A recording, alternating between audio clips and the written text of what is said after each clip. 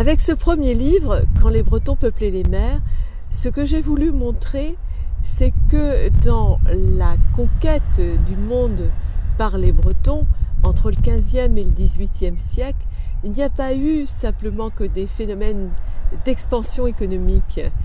Certes, la Bretagne, à ce moment-là, grâce à ses toiles, grâce à ses cordes, grâce à ses champs de chanvre et de lin, a connu une efflorescence financière extraordinaire. C'est vrai que ces toiles et ces cordes allaient jusqu'en Angleterre, en Flandre, en Espagne, que la Bretagne était devenue un peu la proue du commerce européen.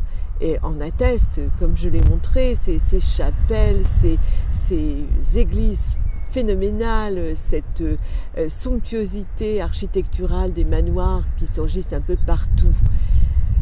Mais il y a autre chose, c'est que les Bretons étaient déjà un grand peuple de rêveurs. C'est-à-dire que s'ils ont pu, dès le XVe siècle, s'instaurer des conquérants des océans, c'est parce que, dans leur légende, il y avait l'idée que le paradis était de l'autre côté du soleil couchant.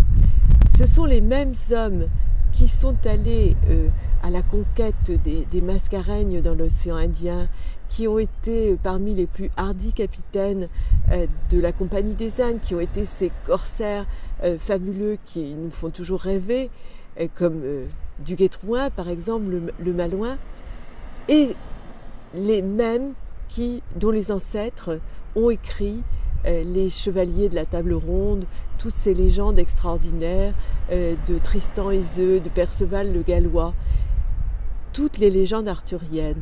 Il ne faut pas oublier où est situé le paradis dans la légende arthurienne.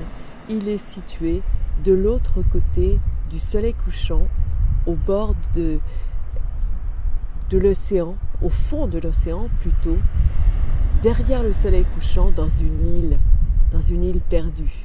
Et c'est là que Arthur est enterré. Quand on croit à ça, on a bien entendu envie d'aller voir ce qu'il y a derrière le soleil couchant, et à force de chercher l'Amérique, on s'en va vers les Indes.